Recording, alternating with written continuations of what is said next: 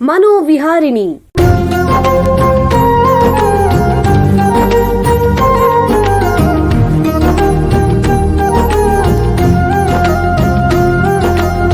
ಬೆಂಗಳೂರಿನ ನಿಮ್ಹಾನ್ಸ್ ವತಿಯಿಂದ ಮಾನಸಿಕ ಆರೋಗ್ಯ ಮತ್ತು ನರವಿಜ್ಞಾನ ಕುರಿತ ಪ್ರಾಯೋಜಿತ ಶಿಕ್ಷಣ ಮಾಲಿಕೆ. ಸಹಯೋಗ ಡಾಕ್ಟರ್ ರಾಮಚಂದ್ರ ಎನ್ ಮೂರ್ತಿ, ಮಾನಸಿಕ ಆರೋಗ್ಯ ಮತ್ತು ನರವಿಜ್ಞಾನ ಪ್ರತಿಷ್ಠಾನ, ನಿಮ್ಹಾನ್ಸ್. ಕೇಳಿ ಮಾನಸಿಕ ಆರೋಗ್ಯ ಮತ್ತು ನರವಿಜ್ಞಾನ ಕುರಿತ ಮಾಲಿಕೆ ಮನೋವಿಹಾರಿಣಿ. ನಮಸ್ಕಾರ ಶ್ರೋತೃಗಳೇ, ನಿಮಗೆಲ್ಲರಿಗೂ ಮನೋವಿಹಾರಿಣಿ ಶಿಕ್ಷಣ ಮಾಲಿಕೆಯ ಈ ಸಂಚಿಕೆಗೆ ಆತ್ಮೀಯ ಸ್ವಾಗತ. ಹಿಂದಿನ 3 ಸಂಚಿಕೆಗಳಲ್ಲಿ ವೃದ್ಧರಲ್ಲಿ ಸಾಮಾನ್ಯವಾಗಿ ಕಂಡುಬರುವಂತಹ ಡಿಮೆನ್ಷಿಯಾ ಕಾಯಿಲೆ ಬಗ್ಗೆ ಚರ್ಚೆ ಮಾಡ್ತಿದ್ವಿ. ಈ ಸಂಚಿಕೆಯಿಂದ ಇನ್ನೊಂದು ಗಂಭೀರವಾದ ಮಾನಸಿಕ ಸಮಸ್ಯೆ ಬಗ್ಗೆ ತಿಳ್ಕೊಳ್ಳೋಣ. ಮಾನವನ ಮನಸ್ಸು ಅನ್ನೋದು ಸುತ್ತಲಿನ ಪ್ರಪಂಚವನ್ನು ಅನುಭವಿಸಲಿಕ್ಕೆ, ಅದಕ್ಕೆ ಪ್ರತಿಕ್ರಿಯಿಸಲಿಕ್ಕೆ, ಅದರ ಬಗ್ಗೆ ಯೋಚಿಸಕ್ಕೆ, ಇದೆಲ್ಲದಕ್ಕೂ ಸಹಾಯಕ. ಇವುಗಳ ಆಧಾರದ ಮೇಲೆ ನಮ್ಮಲ್ಲಿ ಸಂತೋಷ, ದುಃಖ, ಕೋಪ ಅಥವಾ ಭಯ ಈ ರೀತಿ ಭಾವನೆಗಳು ಸಹಜವಾಗಿ ಉದ್ಭವಿಸುತ್ತವೆ. ಇವು ಆಗಾಗ ಬದಲಾಗ್ತಾನೂ ಇರುತ್ತೆ. ಕೆಲವೊಮ್ಮೆ ಒಂದೇ ದಿನದಲ್ಲಿ ಈ ಎಲ್ಲ ಭಾವನೆಗಳು ನಮಗಾಗಬಹುದು.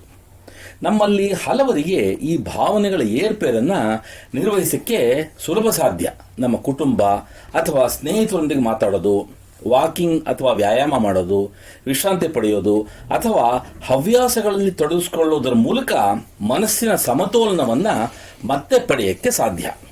ಇದರಿಂದ ದೈನಂದಿನ ಒತ್ತಡ ನಿಭಾಯಿಸಕ್ಕೆ ಮತ್ತು ಜೀವನದಲ್ಲಿ ಮುಂದುವರಿಕೆ ಕೂಡ ಸುಲಭ ಆಗುತ್ತೆ. ಆದರೆ ಕೆಲವರಿಗೆ ಇದು ಕಷ್ಟ ಆಗುತ್ತೆ. ಅವರಲ್ಲಿ ತೀವ್ರ ಅಥವಾ ಅನಿರೀಕ್ಷಿತ ಭಾವನೆಗಳ ಏರುಪೇರಾದರೆ ಅದನ್ನು ನಿಭಾಯಿಸಕ್ಕಾಗದೆ ಅವರ ಮನಸ್ಸು, ನಡವಳಿಕೆ, ಕೆಲಸ, ಸಂಬಂಧಗಳು ಮತ್ತು ನಿದ್ರೆ ಮೇಲೆ ಪರಿಣಾಮ ಬೀರಬಹುದು. ಇದು ತಡ್ಕೊಳ್ಳಕ್ಕಾಗದೇ ಇರುವಂತಹ ಸ್ಥಿತಿಗೆ ಹೋದರೆ ಅಥವಾ ದೀರ್ಘಕಾಲಿಕವಾದರೆ ಅದು ಮಾನಸಿಕ ಅಸ್ವಸ್ಥತೆಯನ್ನು ಸೂಚಿಸುತ್ತೆ. ಇಂಥ ಒಂದು ಸ್ಥಿತಿ ಬೈಪೋಲಾರ್ ಡಿಸಾರ್ಡರ್. ಇದಕ್ಕೆ ಕನ್ನಡದಲ್ಲಿ ದ್ವಿಧ್ರುವ ಅಸ್ವಸ್ಥತೆ ಅಂತಾರೆ. ದ್ವಿ ಅಂದರೆ 2, ಸಂತೋಷ ಮತ್ತು ದುಃಖ ಎಂಬ ಭಾವನೆಗಳು ಮನಸ್ಸಿನ ವಿರುದ್ಧ ದಿಕ್ಕಿನಲ್ಲಿರುವಂತಹ 2 ಧ್ರುವ ಆಗಿರೋದ್ರಿಂದ ದ್ವಿಧ್ರುವ ಅಂತಾರೆ. ಇವತ್ತು ತಜ್ಞರ ಹತ್ತಿರ ದ್ವಿಧ್ರುವ ಅಸ್ವಸ್ಥತೆ ಅಥವಾ ಬೈಪೋಲಾರ್ ಅಸ್ವಸ್ಥತೆ ಬಗ್ಗೆ ಹೆಚ್ಚಿನ ಮಾಹಿತಿ ಪಡ್ಕೊಳ್ಳೋಣ. ಮನೋವೈದ್ಯಕೀಯ ಕ್ಷೇತ್ರದಲ್ಲಿ ಸುಮಾರು 20 ವರ್ಷಗಳಿಂದ ವೈದ್ಯಕೀಯ ಸೇವೆ ಮತ್ತು ಸಂಶೋಧನೆ ಮಾಡ್ತಾ ಇರುವಂತಹ ನಿಮ್ಹಾನ್ಸ್ನ ಸೈಕ್ಯಾಟ್ರಿ ವಿಭಾಗದಲ್ಲಿ ಪ್ರಾಧ್ಯಾಪಕರಾಗಿರೋ ಡಾಕ್ಟರ್ ಕೆ ಮುರಳೀಧರನ್ ಅವರು ನಮ್ಮ ಜೊತೆಗಿದ್ದಾರೆ. ಅವ್ರನ್ನ ಸ್ವಾಗತಿಸೋಣ. ನಮಸ್ಕಾರ ಡಾಕ್ಟರ್ ಮುರಳೀಧರನ್ ಅವರೇ. ನಮಸ್ಕಾರ ಸರ್. ನಿಮಗೆ ಈ ಕಾರ್ಯಕ್ರಮಕ್ಕೆ ಸ್ವಾಗತ. ಡಾಕ್ಟರ್ ಮುರಳೀಧರನ್ ಅವರೇ, ನಿಮಗೆ ಮೊದಲನೇ ಪ್ರಶ್ನೆ ಏನು ಅಂತಂದ್ರೆ, ವೈದ್ಯಕೀಯ ದೃಷ್ಟಿಯಿಂದ ಈ ಬೈಪೋಲಾರ್ ಡಿಸಾರ್ಡರ್, ದ್ವಿಧ್ರುವ ಅಸ್ವಸ್ಥತೆ ಅಂತಂದ್ರೆ ಏನು? ಸೊ ಬೈಪೋಲಾರ್ ಡಿಸಾರ್ಡರ್ ಅನ್ನೋದು ಒಂದು ಗಂಭೀರವಾದಂಥ ಮಾನಸಿಕ ಕಾಯಿಲೆ. ಇದರಲ್ಲಿ ಏನಾಗುತ್ತೆ, ಸಾಮಾನ್ಯವಾಗಿ ನಾವು ಅನುಭವಿಸುವಂಥ ಇಮೋಷನ್ಸ್ ಹೆಚ್ಚಾಗಿ ಕಂಡು ಬರುತ್ತೆ. ಸೊ ಬೈಪೋಲಾರ್ ಡಿಸಾರ್ಡರ್ ಅಲ್ಲಿ ಒಂದ್ ಕಡೆ ಮೇನಿಯಾ ಇರುತ್ತೆ, ಇನ್ನೊಂದ್ ಕಡೆ ಡಿಪ್ರೆಷನ್. ಸೊ ಮೇನಿಯಾ ಅಂದ್ರೆ ಏನು? ಮೇನಿಯಾ ಅಂದ್ರೆ ಅತ್ಯಧಿಕವಾಗಿ ಸಂತೋಷ ಪಡೋದು, ತುಂಬಾ ಸಂತೋಷ ಪಡೋದು. ಅದಲ್ಲದೆ ಅವರ ಆಕ್ಟಿವಿಟೀಸ್ ಅಲ್ಲಿ ಚೇಂಜಸ್ ಬರುತ್ತೆ. ಅಂದ್ರೆ ಎನರ್ಜಿ, ತುಂಬಾ ಶಕ್ತಿ ಜಾಸ್ತಿ ಆದಂಗೆ ಅನುಭವ ಪಡ್ತಾರೆ. ಅದಲ್ಲದೆ ಸ್ವಲ್ಪ ನಿದ್ರೆ ಕಡಿಮೆ ಬೇಕು ಅಂತ ಅನಿಸ್ತದೆ ಅವ್ರಿಗೆ. ಆಕ್ಟಿವಿಟಿ ಲೆವೆಲ್ಸ್ ಜಾಸ್ತಿ ಆಗ್ಬಿಡುತ್ತೆ. ಒಂಥರ ಕೋಪ ಬೇಗ ಮಾಡ್ಕೊಂತಾರೆ. ಅದಲ್ಲದೆ ನಾನು ತುಂಬಾ ದೊಡ್ಡ ವ್ಯಕ್ತಿ, ನಾನು ಏನ್ ಬೇಕಾದ್ರೂ ಮಾಡ್ಬೋದು ಅಂತ ಒಂದು ಯೋಚನೆಗಳು ಅವ್ರ ಮನಸ್ಸಲ್ಲಿ ಬರ್ಲಿಕ್ಕೆ ಶುರು ಆಗ್ಬಿಡುತ್ತೆ. ಕೆಲವೊಮ್ಮೆ ನಾನೇ ಮುಖ್ಯಮಂತ್ರಿ, ನಾನೇ ಪ್ರಧಾನಮಂತ್ರಿ ಅಂತಾನೂ ಕೆಲವರಿಗೆ ಆ ತರ ಡೆಲ್ಯೂಷನ್ಸ್ ಬರ್ಲಿಕ್ಕೆ ಸಾಧ್ಯತೆ ಇದೆ. ಡಿಪ್ರೆಷನ್ ಅಲ್ಲಿ ಇಟ್ಸ್ ದಿ ಆಪೋಸಿಟ್. ತುಂಬಾ ಒಂಥರ ವಿಪರೀತ ದುಃಖದಲ್ಲಿರ್ತಾರೆ. ಸಂತೋಷ ಪಡ್ಲಿಕ್ಕೆ ಕಷ್ಟ ಆಗುತ್ತೆ. ಅವ್ರಿಗೆ ಎನರ್ಜಿ ತುಂಬಾ ಕಡಿಮೆ ಇರುತ್ತೆ. ಏನೇ ಕೆಲಸ ಮಾಡ್ಲಿಕ್ಕೆ ಅವ್ರ ಕೈಯಲ್ಲಿ ಶಕ್ತಿ ಇಲ್ಲ, ಮಲಗೆ ಇರೋಣ ಅಂತ ಅನ್ಸುತ್ತೆ. ಅದಲ್ಲದೆ ನೆಗೆಟಿವ್ ಥಾಟ್ಸ್ ಬರುತ್ತೆ. ನಾನು ಯಾಕೆ ಬದುಕಿರಬೇಕು, ನನ್ನಿಂದ ಯಾರಿಗೂ ಪ್ರಯೋಜನ ಇಲ್ಲ, ನಾನು ಎಲ್ರ ಮೇಲೆ ಭಾರ ಆಗ್ಬಿಟ್ಟಿದ್ದೀನಿ. ಇಂಥ ಒಂದು ನೆಗೆಟಿವ್ ಥಾಟ್ಸ್ ಯಾವಾಗಲೂ ಅವ್ರ ಮನಸ್ಸಲ್ಲಿ ಓಡ್ತಿರುತ್ತೆ. ನಾನು ಸತ್ತೋಗೋದೇ ಮೇಲು ಅಂತ ಅನಿಸ್ಬೋದು. ಕೆಲವರು ಆತ್ಮಹತ್ಯೆ ಮಾಡ್ಕೊಳ್ಳಿಕ್ಕೆ ಪ್ರಯತ್ನನೂ ಮಾಡ್ಬೋದು. ಸೊ ಇವೆಲ್ಲ ಡಿಪ್ರೆಷನ್ ಕಾಯಿಲೆಯ ಲಕ್ಷಣಗಳು. ಇವು ಮೇನಿಯಾ ಮತ್ತೆ ಡಿಪ್ರೆಷನ್ ಎರಡು ಬಂದಾಗ, ಅಂದ್ರೆ ಒಮ್ಮೆ ಮೇನಿಯಾ ಆಗಬಹುದು, ಇನ್ನೊಮ್ಮೆ ಡಿಪ್ರೆಷನ್ ಆಗಬಹುದು. ಈ ಕಾಯಿಲೆಯನ್ನ ನಾವು ಬೈಪೋಲಾರ್ ಡಿಸಾರ್ಡರ್ ಅಂತ ಕರಿತೀವಿ. ಅಂದ್ರೆ ಇದರಲ್ಲಿ ಬೇರೆ ಬೇರೆ ರೀತಿ ಇದೆಯೇ ಬೈಪೋಲಾರ್ ನಲ್ಲಿ? ಮುಂಚೆ ಬೇರೆ ಬೇರೆ ರೀತಿಯಾದ ಕ್ಲಾಸಿಫಿಕೇಶನ್ ಇತ್ತು. ಬಟ್ ಈಗ ಎಲ್ಲರೂ ಸಾಧಾರಣವಾಗಿ ಒಪ್ಕೊಂಡಿರೋದು ಏನಂದ್ರೆ bipolar 1 disorder and bipolar 2 disorder. Bipolar 1 disorder ಏನಂದ್ರೆ, ಈಗ ಒಬ್ಬ ಪೇಷಂಟ್ಗೆ, ಒಬ್ಬ ವ್ಯಕ್ತಿಗೆ ಮೇನಿಯಾ ಆಗಬಹುದು, ಡಿಪ್ರೆಷನ್ ಆಗಬಹುದು, ಎರಡೂ ಆಗುತ್ತೆ. ಬಟ್ ಮೇನಿಯಾ ಆಗೋದು is a sign of bipolar 1 disorder. Bipolar 2 disorder ಅಲ್ಲಿ ಏನಾಗುತ್ತೆ, ಮೇನಿಯಾ ಬರಲ್ಲ, ಅವ್ರಿಗೆ ಹೈಪೋಮೇನಿಯಾ ಅಂತ ಒಂದು ಎಪಿಸೋಡ್ ಬರುತ್ತೆ. ಸೊ ಹೈಪೋಮೇನಿಯಾ ಹೇಗಂದ್ರೆ ಇದು ಮೇನಿಯಾದ ಲಕ್ಷಣಗಳಿರುತ್ತೆ, ಬಟ್ ತುಂಬಾ ಕಡಿಮೆ ಇರುತ್ತೆ. ಅದರಿಂದ ಅವ್ರಿಗೆ ತೊಂದರೆ ಆಗಲ್ಲ, ಬೇರೆಯವ್ರಿಗೆ ಅಷ್ಟೊಂದು ತೊಂದರೆ ಆಗಲ್ಲ. ಒಬ್ಬ ವ್ಯಕ್ತಿ ಸ್ವಲ್ಪ ಹೆಚ್ಚಾಗಿ ಸಂತೋಷವಾಗಿರುವಂತ ಕಾಣುತ್ತೆ, ಅವರು ಸ್ಪೀಡ್ ಆಗಿ ಕೆಲಸ ಮಾಡೋ ತರ ಇರುತ್ತೆ, ಎಲ್ಲರ ಜೊತೆನೂ ಚೆನ್ನಾಗಿ ನಗ್ನಗ್ತಾ ಮಾಡ್ತಾ ಇರೋ ತರ ಇರುತ್ತೆ. ನಾರ್ಮಲ್ಗಿಂತ ಸ್ವಲ್ಪ ಹೈ ಆಗಿರುತ್ತೆ, ಅದನ್ನ ಹೈಪೋಮೇನಿಯಾ ಅಂತ ಕರಿತೀವಿ. ಅಂದ್ರೆ ಸಾಧಾರಣವಾಗಿ ಇದು ಯಾರಿಗೂ ಬರೋ ಸಾಧ್ಯತೆ ಹೆಚ್ಚು, ಈ ಬೈಪೋಲಾರ್ ಅನ್ನೋದು? ಸಾಮಾನ್ಯವಾಗಿ ಇದು ಯಾರಿಗೂ ಬೇಕಾದ್ರೂ ಆಗಬಹುದು, ಬಟ್ ಎಲ್ರಿಗೂ ಆಗಲ್ಲ. ಫ್ಯಾಮಿಲೀಸ್ ಅಲ್ಲಿ ಯಾರ ತಂದೆ ತಾಯಿಗೆ ಬೈಪೋಲಾರ್ ಇದ್ರೆ, ಇಲ್ಲ ತುಂಬಾ ಜನರಿಗೆ ಬೈಪೋಲಾರ್ ಡಿಸಾರ್ಡರ್ ಇದೆ, ಅಂತ ವ್ಯಕ್ತಿಗಳಿಗೆ ಬೈಪೋಲಾರ್ ಡಿಸಾರ್ಡರ್ ಆಗುವ ಸಾಧ್ಯತೆ ಸ್ವಲ್ಪ ಹೆಚ್ಚು. ಬಟ್ ಜನರಲ್ ಪಾಪ್ಯುಲೇಷನ್ ಅಲ್ಲಿ ಫ್ಯಾಮಿಲಿ ಹಿಸ್ಟ್ರಿ ಇಲ್ಲದೆ ಇರೋರ್ಗೂ ಬೈಪೋಲಾರ್ ಡಿಸಾರ್ಡರ್ ಆಗಕ್ಕೆ ಸಾಧ್ಯತೆ ಇದೆ. ಬಟ್ ಸಾಧ್ಯತೆ ಎಷ್ಟಂದ್ರೆ ಒಂದು 0.5% ಆಫ್ ದ ಪಾಪ್ಯುಲೇಷನ್. ಅಂದ್ರೆ ಇವಾಗ ನಮ್ಮ ದೇಶದಲ್ಲಿ ತಗೊಂಡ್ರೆ ಅಥವಾ ವಿಶ್ವದ ವಿವಿಧ ದೇಶಗಳಲ್ಲಿ ತಗೊಂಡ್ರೆ ಈ ಬೈಪೋಲಾರ್ ಒಂದು ಎಷ್ಟು ಪ್ರಮಾಣದಲ್ಲಿದೆ? ನಮ್ಮ ನ್ಯಾಷನಲ್ ಮೆಂಟಲ್ ಹೆಲ್ತ್ ಸರ್ವೆ ಅಂತ ಒಂದು 2012 ಮಾಡಿದ್ರು. ನಮ್ಮ ನಿಮ್ಹಾನ್ಸ್ ಅದರಲ್ಲಿ ಒಂದು ಮುಖ್ಯವಾದ ಭಾಗ ವಹಿಸಿತ್ತು. ಆ ಸರ್ವೆಯಲ್ಲಿ ನಮ್ಗೆ ಏನ್ ಗೊತ್ತಾಯ್ತು ಅಂದ್ರೆ life time prevalence of bipolar disorder ನಮ್ಮ ಜನಸಂಖ್ಯೆಯ 0.5% ಅಂತ ಬಂತು. ಅಂದ್ರೆ 140 ಕೋಟಿ ಜನರಲ್ಲಿ 70 ಲಕ್ಷ ಜನರಿಗೆ ಬೈಪೋಲಾರ್ ಡಿಸಾರ್ಡರ್ ಇದೆ. ಬಟ್ ಬೇರೆ ದೇಶಗಳಲ್ಲಿ ನೋಡಿದ್ರೆ 2.4%. ಅಂದ್ರೆ ನಿಮ್ಮ ಪ್ರಕಾರ ಈ ಗಂಡಸರು ಮತ್ತು ಹೆಂಗಸರನ್ನ ನಾವು ಹೋಲಿಸಿದ್ರೆ ಯಾರಿಗೆ ಜಾಸ್ತಿ ಬರ್ಬೋದು? ಇದು ಬರೀ ಡಿಪ್ರೆಷನ್ ಅಂತ ಕಾಯಿಲೆ ತಗೊಂಡ್ರೆ ಅದು ಹೆಂಗಸರಲ್ಲಿ ಹೆಚ್ಚಾಗಿ ಬರುತ್ತೆ, ಕಂಡು ಬರುತ್ತೆ. But bipolar disorder is equal in both men and women. ಮತ್ತೆ ಇವಾಗ ಗ್ರಾಮೀಣ ಪ್ರದೇಶ ಮತ್ತು ನಗರ ಪ್ರದೇಶ ತಗೊಂಡ್ರೆ ಅಲ್ಲಿ ಏನಾದ್ರು ವ್ಯತ್ಯಾಸ ಇದೆಯಾ? ಈಗ ಆ ತರಹದ ವ್ಯತ್ಯಾಸಗಳು ನಾವು ಕಾಣಿಸ್ತಿಲ್ಲ. ಈಗ ಅರ್ಬನ್ ಮೆಂಟಲ್ ಹೆಲ್ತ್ ಸರ್ವೆ ಬೇರೆ ಒಂದು ನಡೀತಿದೆ, ಅದರಲ್ಲಿ ಏನೋ ಹೊಸ ಮಾಹಿತಿ ಬಂದ್ರೆ ಗೊತ್ತಾಗಬಹುದು. ಬಟ್ ಇದುವರೆಗೂ ಬಂದಿರೋ ಮಾಹಿತಿಯಲ್ಲಿ ರೂರಲ್ ಅರ್ಬನ್ ಡಿವೈಡ್ ಅಷ್ಟೊಂದು ಏನು ಹೆಚ್ಚಾಗಿರುವಂತ ಮಾಹಿತಿ ಏನೂ ಇಲ್ಲ. ಈಗ ಒಂದು ಸಣ್ಣ ವಿರಾಮ ತಗೊಳ್ಳೋಣ, ನಂತರ ಬೈಪೋಲಾರ್ ಅಥವಾ ದ್ವಿಧ್ರುವ ಅಸ್ವಸ್ಥತೆ ಬಗ್ಗೆ ಚರ್ಚೆನ ಮುಂದುವರಿಸೋಣ. ಬೆಂಗಳೂರಿನ ನಿಮ್ಹಾನ್ಸ್ ಮಾನಸಿಕ ಆರೋಗ್ಯ ಮತ್ತು ನರವಿಜ್ಞಾನ ಕ್ಷೇತ್ರದಲ್ಲಿ ಹೆಸರುವಾಸಿ. ಶ್ರೇಷ್ಠ ಮಟ್ಟದ ಔಷಧೋಪಚಾರ, ಸಂಶೋಧನೆ ಮತ್ತು ತರಬೇತಿ ಇವೇ ನಿಮ್ಹಾನ್ಸ್ನ ಪ್ರಮುಖ ಧ್ಯೇಯಗಳು.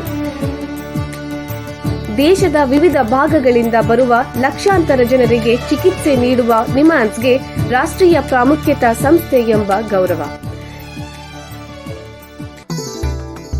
ಚಿಕಿತ್ಸೆ ಮತ್ತು ವೈದ್ಯಕೀಯ ಸೇವೆಗಳ ಜೊತೆಯಲ್ಲಿ ನರರೋಗ ಮತ್ತು ಮನೋವೈದ್ಯಕೀಯ ಪುನರ್ವಸತಿ ಸೇವೆಗಳು, ಸಮುದಾಯ ಮಟ್ಟದ ಆರೋಗ್ಯ ಕಾರ್ಯಕ್ರಮಗಳನ್ನು ನಡೆಸುವುದು ಹಾಗೂ ಜನಜಾಗೃತಿ ಮೂಡಿಸುವ ಕೆಲಸಗಳಲ್ಲಿ ಸಕ್ರಿಯವಾಗಿದೆ ನಿಮ್ಹಾನ್ಸ್. ಈ ನಿಟ್ಟಿನಲ್ಲಿ ಆಕಾಶವಾಣಿಯ ಶ್ರೋತೃಗಳಿಗೆ ನರಮಂಡಲ ಮತ್ತು ಮಾನಸಿಕ ಆರೋಗ್ಯದ ಬಗ್ಗೆ ಉಪಯುಕ್ತ ಮಾಹಿತಿ ನೀಡುವುದೇ ಡಾಕ್ಟರ್ ರಾಮಚಂದ್ರ ಎನ್ ಮೂರ್ತಿ ಮಾನಸಿಕ ಆರೋಗ್ಯ ಮತ್ತು ನರವಿಜ್ಞಾನ ಪ್ರತಿಷ್ಠಾನ ನಿಮ್ಹಾನ್ಸ್ನ ಸಹಯೋಗದೊಂದಿಗೆ ಮೂಡಿಬರುತ್ತಿರುವ ಈ ಮನೋವಿಹಾರಿಣಿ ಶಿಕ್ಷಣ ಮಾಲಿಕೆಯ ಮೂಲ ಉದ್ದೇಶ. ವಿರಾಮದ ನಂತರ ಮನೋವಿಹಾರಿಣಿಯ ಈ ಸಂಚಿಕೆಗೆ ನಿಮಗೆಲ್ಲರಿಗೂ ಮತ್ತೊಮ್ಮೆ ಸ್ವಾಗತ. ವಿರಾಮಕ್ಕೆ ಮುಂಚೆ ಬೈಪೋಲಾರ್ ಅಥವಾ ದ್ವಿಧ್ರುವ ಅಸ್ವಸ್ಥತೆ ಬಗ್ಗೆ ನಿಮ್ಹಾನ್ಸ್ನ ತಜ್ಞರಾದ ಡಾಕ್ಟರ್ ಕೆ ಮುರಳೀಧರನ್ ಅವರ ಹತ್ರ ಮಾತಾಡ್ತಾ ಇದ್ರಿ. ಈಗ ಈ ಚರ್ಚೆನ ಮುಂದುವರ್ಸೋಣ. ಡಾಕ್ಟ್ರೇ, ಈ ಬೈಪೋಲಾರ್ ಅಸ್ವಸ್ಥತೆ ಅನ್ನೋದರ ಸಾಮಾನ್ಯ ಲಕ್ಷಣಗಳು ಮತ್ತೆ ಎಚ್ಚರಿಕೆ ಚಿಹ್ನೆಗಳು ಯಾವುದು, ದಯವಿಟ್ಟು ತಿಳಿಸಿ. ಈಗ ಬೈಪೋಲಾರ್ ಡಿಸಾರ್ಡರ್ ಅಲ್ಲಿ ಮೇನಿಯಾ ಮತ್ತೆ ಡಿಪ್ರೆಷನ್ ಅಂತ 2 ಧ್ರುವಗಳು ಇರುತ್ತವೆ. ಧ್ರುವ. ಸೊ ಮೇನಿಯಾದ ಲಕ್ಷಣಗಳು ಏನಂದ್ರೆ ಸಾಧಾರಣವಾಗಿ ಹೆಚ್ಚಾಗಿ ಸಂತೋಷವಾಗಿರೋದು, ಕೆಲವರಿಗೆ ತುಂಬಾ ಕೋಪ ಬರಬಹುದು. ತುಂಬಾ ಕೋಪ ಬಂದ್ರೆ ಬೇರೆಯವ್ರನ್ನ ಹೊಡೆಯುವಷ್ಟು ಕೋಪ, ಅಗ್ರೆಸಿವ್ ಆಗಿರ್ತಾರೆ. ಅದರ ಜೊತೆಗೆ ಅವರ ಎನರ್ಜಿ ಲೆವೆಲ್ಸ್ ಅಲ್ಲಿ ವ್ಯತ್ಯಾಸ ಇರುತ್ತೆ. ತುಂಬಾ ಆಕ್ಟಿವ್ ಆಗಿರ್ತಾರೆ, ನಾನೇನ್ ಬೇಕಾದ್ರೂ ಮಾಡಬಹುದು ಅನ್ನೋ ಒಂದು ಮನಸ್ಸಲ್ಲೊಂದು ಇದು ಇರುತ್ತೆ ಅವರಿಗೆ. ಅದಲ್ಲದೆ ನಿದ್ರೆ ತುಂಬಾ ಕಡಿಮೆ ಮಾಡ್ತಾರೆ. ಕೆಲವರ ಮನಸ್ಸಲ್ಲಿ ನಾನು ತುಂಬಾ ದೊಡ್ಡ ವ್ಯಕ್ತಿ, ನನ್ನಲ್ಲಿ ದೈವಶಕ್ತಿ ಇದೆ, ನಾನು ಮುಖ್ಯಮಂತ್ರಿ, ಈ ತರವಾದ ಡೆಲ್ಯೂಷನ್ಸ್ ಅಂತ ಹೇಳ್ತೀವಿ, ಗ್ರ್ಯಾಂಡಿಯೋಸ್ ಡೆಲ್ಯೂಷನ್ಸ್, ಅವು ಬರ್ಲಿಕ್ಕೆ ಸಾಧ್ಯತೆ ಇದೆ. ಅವರ ಹಸಿವು ಕಡಿಮೆ ಇರಬಹುದು, ಇಲ್ಲ ಕೆಲವರು ಹೆಚ್ಚಾಗಿ ಊಟ ಮಾಡಬಹುದು. ಕೆಲವರು ಈ ಟೈಮಲ್ಲಿ ಆಲ್ಕೋಹಾಲ್ ಯೂಸ್ ಮಾಡೋದು ಸ್ವಲ್ಪ ಹೆಚ್ಚಾಗಬಹುದು. ಎಲ್ಲರ ಹತ್ರ ಹೆಚ್ಚಾಗಿ ಮಾತಾಡ್ತಾರೆ, ದೈವ ಭಕ್ತಿ ಹೆಚ್ಚಾಗಬಹುದು. ಈ ಟೈಮಲ್ಲಿ ಹಣ ಖರ್ಚು ಮಾಡೋದು ಹೆಚ್ಚಾಗಬಹುದು, ಬೇರೆಯವ್ರ ಜೊತೆ ಜಗಳ ಆಡೋದು ಹೆಚ್ಚಾಗಬಹುದು. ಆ ಮನಸ್ಸು ತುಂಬಾ ಹೆಚ್ಚಾಗಿ ಸಂತೋಷವ ಅಥವಾ ಕೋಪವಾಗಿರೋದ್ರಿಂದ ಆಗುವಂತ ಬಿಹೇವಿಯರಲ್ ಸಿಂಪ್ಟಮ್ಸ್. ಇದೇ ನಾವು ಡಿಪ್ರೆಷನ್ ತಗೊಂಡ್ರೆ ಇದರ ಆಪೋಸಿಟ್ ಆಗಿರುತ್ತೆ. ಮನಸ್ಸು ಯಾವಾಗ್ಲೂ ದುಃಖವಾಗಿರುತ್ತೆ, ವಿಪರೀತವಾದ ದುಃಖ. ಆ ದುಃಖ ಕಾರಣ ಇರಲ್ಲ, ಯಾವಾಗ ನೋಡಿದ್ರು ದುಃಖ ಅನುಭವಿಸ್ತಿರ್ತಾರೆ ಅವರು, ಸಂತೋಷ ಪಡ್ಲಿಕ್ಕೆ ಆಗಲ್ಲ. ಕೆಲವರಿಗೆ ಕೋಪ ಬರಬಹುದು, ಏನೇ ವಿಷಯದಲ್ಲಿ ಇಂಟ್ರೆಸ್ಟ್ ಇರಲ್ಲ, ಇಂಟ್ರೆಸ್ಟ್ ಎಲ್ಲ ವಿಷಯದಲ್ಲಿ ಕಡಿಮೆ ಆಗಿಬಿಟ್ಟಿರುತ್ತೆ. ಸಾಧಾರಣವಾಗಿ ಮಾಡುವಂಥ ಕೆಲಸಗಳಲ್ಲೂ ಇಂಟ್ರೆಸ್ಟ್ ಇರಲ್ಲ, ಇಷ್ಟಪಟ್ಟು ಮಾಡುವಂಥ ಕೆಲಸಗಳಲ್ಲೂ ಇಂಟ್ರೆಸ್ಟ್ ಇರಲ್ಲ. ಅದಲ್ಲದೆ ಅವ್ರಿಗೆ ಶಕ್ತಿ ತುಂಬ ಕಡಿಮೆ ಇದೆ ಅಂತ ಅನ್ಸುತ್ತೆ, ಯಾವಾಗಲೂ ಟಯರ್ಡ್ ಆಗಿದೆ, ಮಲಗೆ ಇರೋಣ ಅಂತ ಅನ್ಸುತ್ತೆ ಅಂತಲೂ ಕೆಲವರು ಹೇಳ್ತಾರೆ. ಸೊ ಅದರ ಜೊತೆಗೆ ಅವ್ರ ಮನಸ್ಸಲ್ಲಿ ಈ ಥರ ನೆಗೆಟಿವ್ ಥಾಟ್ಸ್ ಹೆಚ್ಚಾಗಿ ಬರ್ಬೋದು. ಅವರ ಬಗ್ಗೆ, ಅವ್ರ ಕುಟುಂಬದ ಬಗ್ಗೆ, ಅವ್ರ ಭವಿಷ್ಯದ ಬಗ್ಗೆ, ಅದು ಹೆಲ್ಪ್ಲೆಸ್ನೆಸ್, ಹೋಪ್ಲೆಸ್ನೆಸ್ ಆ್ಯಂಡ್ ವರ್ತ್ಲೆಸ್ನೆಸ್ ಅಂತೀವಿ. ಸೊ ಈ ಥರವಾದ ಯೋಚನೆಗಳು ಬರುತ್ತೆ. ಕೆಲವರಿಗೆ ಯಾಕೆ ಬದುಕಿರಬೇಕು, ಸತ್ತೋಗ್ಬಿಡೋಣ ಅಂತ ಒಂದು ಯೋಚನೆ ಪದೇ ಪದೇ ಬರ್ತಿರ್ಬೋದು. ಹೆಚ್ಚಾಗಿ ಅಳ್ತಾರೆ, ಒಂಟಿಯಾಗಿರ್ಲಿಕ್ಕೆ ಇಷ್ಟಪಡ್ತಾರೆ. ಇದಲ್ಲದೆ ಅವ್ರಿಗೆ ಊಟ ಮಾಡ್ಲಿಕ್ಕೆ ಇಂಟ್ರೆಸ್ಟ್ ಇರಲ್ಲ. ಕೆಲವರಿಗೆ ವೆಯ್ಟ್ ಕಡಿಮೆ ಆಗ್ಬಹುದು, ದೇಹ ಸಣ್ಣ ಆಗ್ಬಿಡುತ್ತೆ. ಕೆಲವರಿಗೆ ನಿದ್ರೆ ತುಂಬಾ ಕೆಟ್ಟೋಗ್ಬಿಡುತ್ತೆ. ಸೊ ಒಟ್ಟು ನಿದ್ರೆ ಡ್ಯೂರೇಷನ್ ಕಡಿಮೆ ಆಗ್ಬಿಡುತ್ತೆ, ಮತ್ತೆ ನಿದ್ರೆಯಿಂದ ಅವ್ರಿಗೆ ಫ್ರೆಶ್ ಆಗಿ ಫೀಲ್ ಮಾಡಲ್ಲ ಅವರು. ಸೊ ಇವೆಲ್ಲ ಡಿಪ್ರೆಷನ್ ಮುಖ್ಯವಾದ ಲಕ್ಷಣಗಳು. ಮೇನಿಯಾ ಸಿಂಪ್ಟಮ್ಸ್ ಅಟ್ಲೀಸ್ಟ್ 1 ವಾರ ಇದ್ರೇನೆ ನಾವು ಮೇನಿಯಾ ಅಂತ ಡಯಾಗ್ನೋಸ್ ಮಾಡೋಕ್ಕಾಗುತ್ತೆ. ಅದೇ ರೀತಿ ಡಿಪ್ರೆಷನ್ ಸಿಂಪ್ಟಮ್ಸ್ ನಾನು ಹೇಳಿದ್ನಲ್ಲ, ಇವೆಲ್ಲ 2 ವಾರಕ್ಕಿಂತ ಹೆಚ್ಚಾಗಿದ್ರೇನೆ ನಾವು ಈ ಡಿಪ್ರೆಷನ್ ಅನ್ನ ನಾವು ಡಯಾಗ್ನೋಸ್ ಮಾಡಬಹುದು. ಅಂದ್ರೆ ನಿಮ್ಮ ಪ್ರಕಾರ ಈ ಬೈಪೋಲಾರ್ ಡಿಸಾರ್ಡರ್ ಬರಕ್ಕೆ ಕಾರಣ ಏನು? ಅಂದ್ರೆ ನಮ್ಮ ಮೆದುಳಲ್ಲೇ ಸಮಸ್ಯೆ ಇರುತ್ತೆ, ಅಥವಾ ಏನಾದರೂ ಮಾನಸಿಕ ಸಮಸ್ಯೆನೇ, ಅಥವಾ ಸಾಮಾಜಿಕ ಸಮಸ್ಯೆನೇ? ಬೈಪೋಲಾರ್ ಡಿಸಾರ್ಡರ್ ಅನ್ನೋದು ಒಂದು ಮೆಡಿಕಲ್ ಇಲ್ನೆಸ್. ಅದು ಒಂದು ದೈಹಿಕ ಸಮಸ್ಯೆ, ಅದು ಮನಸ್ಸಲ್ಲಾಗುವಂತ ಒಂದು ಫಿಸಿಕಲ್ ಇಲ್ನೆಸ್. ಸೊ ಇದಕ್ಕೆ ಮುಖ್ಯವಾದ ಕಾರಣ ಏನು ಅಂದ್ರೆ ಜೆನೆಟಿಕ್ಸ್. ಅಂದ್ರೆ ಫ್ಯಾಮಿಲಿಯಲ್ಲಿ ಬೈಪೋಲಾರ್ ಡಿಸಾರ್ಡರ್ ಇದ್ರೆ ಅವರಿಗೆ ಸ್ವಲ್ಪ ಹೆಚ್ಚಾಗಿ ಬೈಪೋಲಾರ್ ಡಿಸಾರ್ಡರ್ ಬರುವಂತ ರಿಸ್ಕ್ ಇದೆ. ಅದಲ್ಲದೆ ಬ್ರೈನ್ ಅಲ್ಲಿ ಕೆಮಿಕಲ್ ಚೇಂಜಸ್ ಕೆಲವಾಗುತ್ತೆ. ಸೆರೋಟೋನಿನ್, ಡೋಪಮಿನ್ ಇಂಥ ರಿಸೆಪ್ಟರ್ಸ್ ಅಲ್ಲಿ ಬದಲಾವಣೆಗಳಾದಾಗ ಅದು ಮೇನಿಯಾ ಅಥವಾ ಡಿಪ್ರೆಷನ್ ಲಕ್ಷಣಗಳೊಂದಿಗೆ ನಾವು ಕಾಣಿಸ್ಕೊಂತೀವಿ. ಈ ತರ ಬ್ರೈನ್ ಅಲ್ಲಿ ಕೆಮಿಕಲ್ ಚೇಂಜಸ್ ಆಗ್ಲಿಕ್ಕೆ ಕಾರಣ ಏನು ಅಂದ್ರೆ ಹಲವಾರು ಇರಬಹುದು. ಸ್ಟ್ರೆಸ್, ಒಬ್ಬ ವ್ಯಕ್ತಿ ಸ್ಟ್ರೆಸ್ ಹೇಗೆ ಹ್ಯಾಂಡಲ್ ಮಾಡ್ತಾನೆ, ಸೊ ಅದರಿಂದನೂ ಅದು ಪ್ರಭಾವಗೊಳ್ಳುತ್ತೆ. ಸೊ ಇಂಥ ಹಲವಾರು ಕಾರಣಗಳಿದ್ರು family history of bipolar disorder is the most important contributing factor ಅಂತ ನಾನು ಹೇಳ್ಬೋದು. ದೈಹಿಕ ಅನಾರೋಗ್ಯ ಮತ್ತು ಈ ಬೈಪೋಲಾರ್ ಡಿಸಾರ್ಡರ್ ನಡುವೆ ಏನಾದರೂ ಸಂಬಂಧ ಇದೆಯಾ? ದಯವಿಟ್ಟು ತಿಳಿಸಿ. ಒಂದು ದೈಹಿಕ ಸಮಸ್ಯೆಗಳಿಂದ ಬೈಪೋಲಾರ್ ಡಿಸಾರ್ಡರ್ ಆಗಬಹುದು, ಇಲ್ಲ ಬೈಪೋಲಾರ್ ಡಿಸಾರ್ಡರ್ ಇಂದ ದೈಹಿಕ ಸಮಸ್ಯೆಗಳು ಆಗಬಹುದು.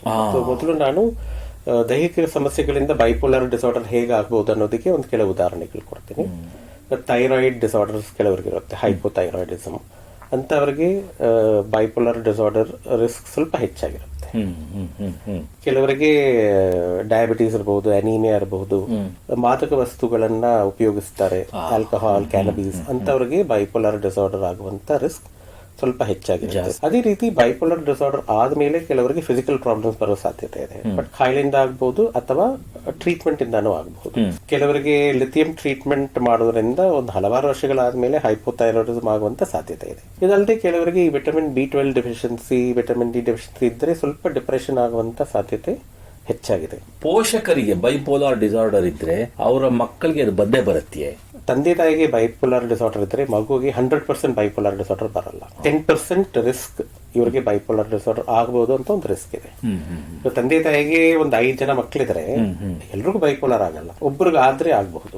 ಟ್ವಿನ್ ಸ್ಟಡೀಸ್ ನೋಡಿದ್ರೆ ಸ್ವಲ್ಪ ಹೆಚ್ಚಾಗಿರಬಹುದು, ಒಂದು 18% ಇಲ್ಲ 40% ಅಷ್ಟೇ ಆಗುತ್ತೆ. ಒಂದು ಟ್ವಿನ್ಗಿದ್ರೆ ಇನ್ನೊಂದು ಟ್ವಿನ್ಗೆ ಬರುವಂತ ಸಾಧ್ಯತೆ ಇದೆ.